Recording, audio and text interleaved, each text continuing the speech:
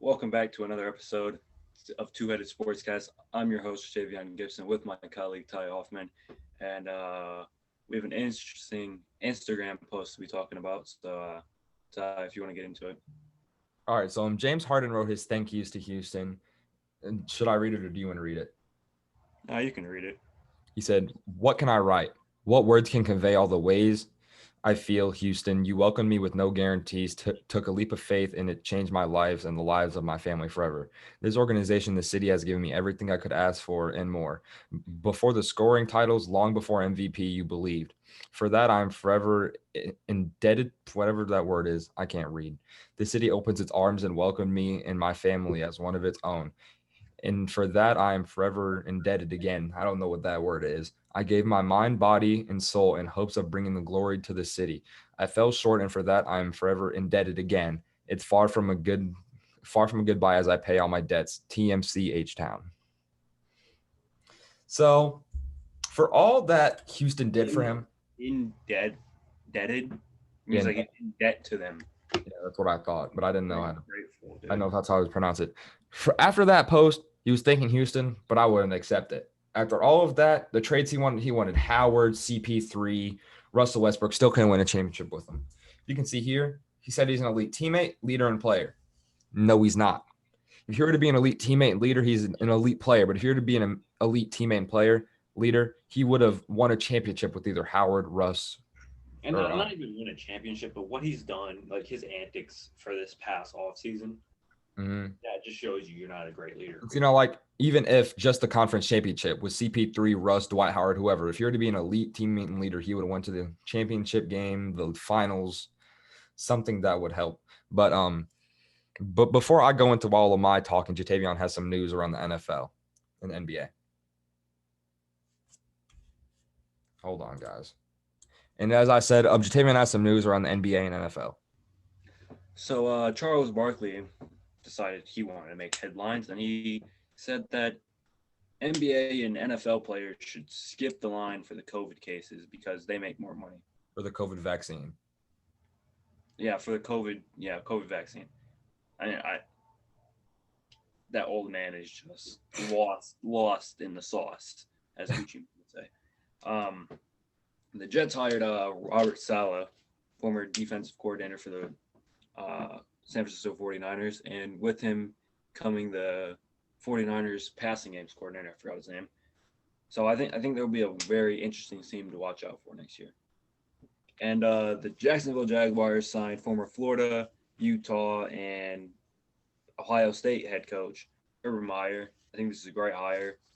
He's working with young, they're around 25, 22 main roster. Mm-hmm. So I think that's a great hire and great signing for him. So he can still leave his impression on that team.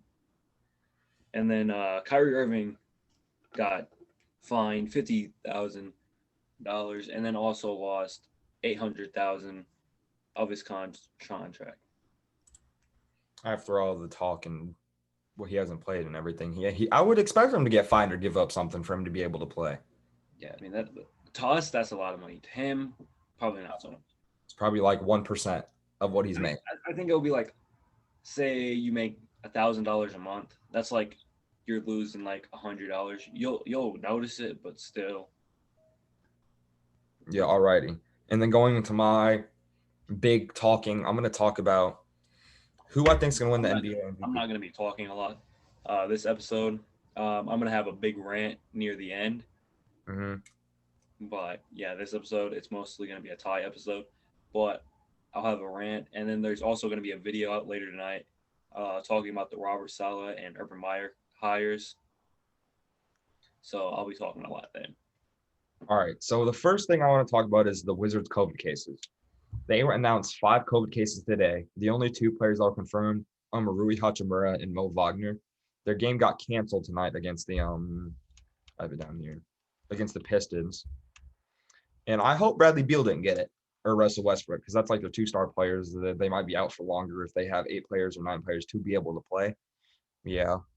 And then for the NBA yesterday, the Heat and the 76ers played. The Heat played without Bam Adebayo, Jimmy Butler, Kendrick Nunn, and Goran Dragic.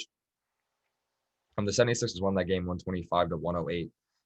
For the Heat, their best player was Gabe Vincent. He had 21 points, 2 assists, and 8 rebounds. For the 76ers, it was Shake Milton. He had 31 points, 2 assists, and 7 rebounds. In the Hornets game, from what I found out from that game, is that Gordon Hayward is a big factor in that team. The Raptors won 111-108. Also being in the bottom of the East, that'll boost them up a little bit. For the Hornets, their best player was LaMelo Ball. He had 14.6 assists and 11 rebounds and 3 steals. And for the Raptors, it was Chris Boucher. He had 25 points, 10 assists, and 2 rebounds. No, 10 rebounds and 2 assists and 2 blocks. For the Rockets, they were shorthanded. They only had 9 players, and John Wall was out. For their best player was Christian Wood, 27 points, 15 rebounds, and 3 blocks. For the Spurs, it was Keldon Johnson, 29 points, 6 rebounds, and 2 assists. Pacers and Trailblazers. Early in the third quarter, Yusuf Nurkic fractured his left hand or right hand, so I feel like that was a big factor in this game. But the Pacers came away with the win, 111-87. Their best player was Sabonis. He had 23 points, 15 rebounds, and 5 assists with 2 steals. He almost had a scary injury in the fourth quarter. His player or Dame, I think it was, or somebody ran into his leg and went back, but he got right back up, ran down the court, played the game. And Dame had 22 points, 6 assists, and 4 rebounds. For the Nuggets-Warriors game, I was very impressed with how James Wiseman played, dunking on Bol, hitting mid-ranges, grabbing rebounds, but Jokic was still working him. The Nuggets won 114-104, and they still have Michael Porter Jr. on one of their starters. The Nuggets' best player was Jokic. He had a triple-double, 23 points, 14 rebounds, 10 assists, and 3 steals. The Warriors' best player was Curry. He had 35 points, 11 assists, and 4 rebounds with 2 steals. In the NBA tonight, we have the Bulls, the Thunder, the Magic, and the Celtics. That'll be a big matchup because they're all top 6 in the East, I think. Mavericks, Bucks, that'll be a big matchup to see who's guards, who can score more, who can do that. Knicks and Cavs, both young teams, both trying to make the playoffs, trying to build their playoff run. Grizzlies and Timberwolves. John Moran is still out for the Grizzlies, I'm pretty sure, so I feel like the Timberwolves will take that one. Hawks and Jazz. I just feel like Trae Young has fallen off this season so far. He started out good, and then he fell off. And the way Donovan Mitchell and Rudy Gobert playing, I feel like that would be a cakewalk for the Jazz.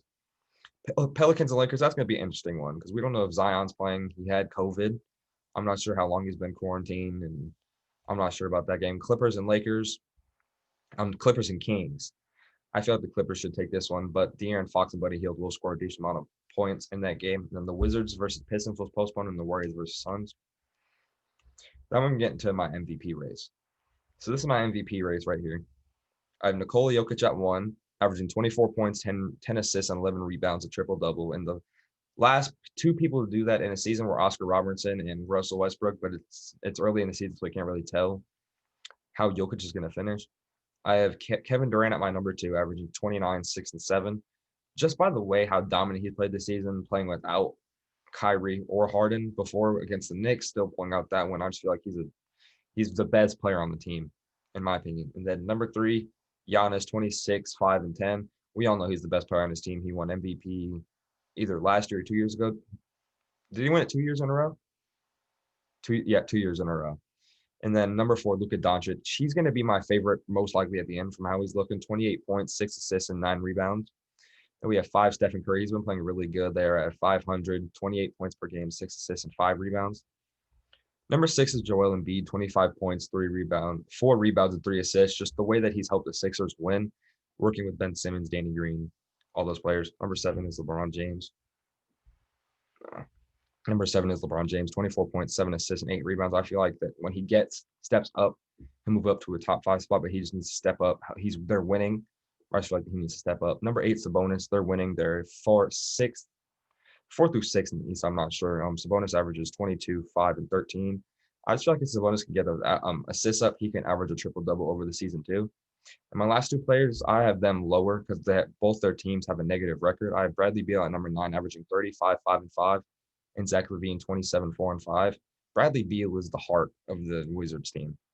I don't think Russell Westbrook is. From Russell Westbrook coming into the Wizards, I thought he would be playing evenly with Beal, but Beal is just taking off. And then Zach LaVine, he's feeding the ball, helping the younger players develop into the players that they want to be in the future. I feel like that's my top 10. Jataivon, do you want to chip in your top 10? So my top 10 really is my top 4 is the same as ties, but then through the rest I kind of shake it up a bit. Number 5 I have LeBron. Number 6 Sorry, a little bit of technical difficulties, but he's going to continue with this list. Number 6, I have Sabonis instead of Embiid. Mhm. And then number 7 will be Embiid. Number 8 is Steph Curry. Then number 9, I have Trae Young. And then number 10 is Bradley Beal. I have Bradley Beal I would have him higher if their team record was better, but they just aren't really good this year. Yeah. And then I'm pretty sure I had one more thing. Nope. You want to talk about your little rant that you have about the Vegas odds? Okay. The Browns are a 10-point underdog. 10-point underdog. How does that happen? I get it. I get it. You think they're gonna lose, but to disrespect this team like this is absolutely unacceptable. I just don't understand it really. The Chiefs don't blow people out. The Browns can get going quick, and the Chiefs struggle to get going quick. Chiefs are a late scoring team, while the Browns are a good scoring early team. So if the Chiefs don't score quick, the Browns could very easily win this game. But this game will not end up being a 20-30 game, a 40-30 game, or anything like that. Neither one of these teams are going to blow them out. If anybody will blow them out, it will be the Browns that are blowing them out. But to say that the Browns will get blown out by 10 points is absolutely blasphemous. And just people in Vegas, be smarter. Like, really be smarter. Or just stop betting on football. Like, we get it, they were 14-2, but they did not play great in those last couple games of the season. Who did they play? They played Falcons, the Chargers. They played the Titans and the Bills. But outside of that, who did they play? They didn't play anybody when they were good. Like that was just my rant. So what would you have the Browns over under in the? I would have it at like 3, 5, maybe. Like I would have the Browns, if I was to say to be a betting man, yeah, I would have the Browns losing. But in my opinion, I think the Browns can very easily win this game, and I picked the Browns to win this game. So what are your odds? How much do you think they'll win by? They'll win by 3. I think that's what if the Chiefs were to be able to win, Chiefs would win.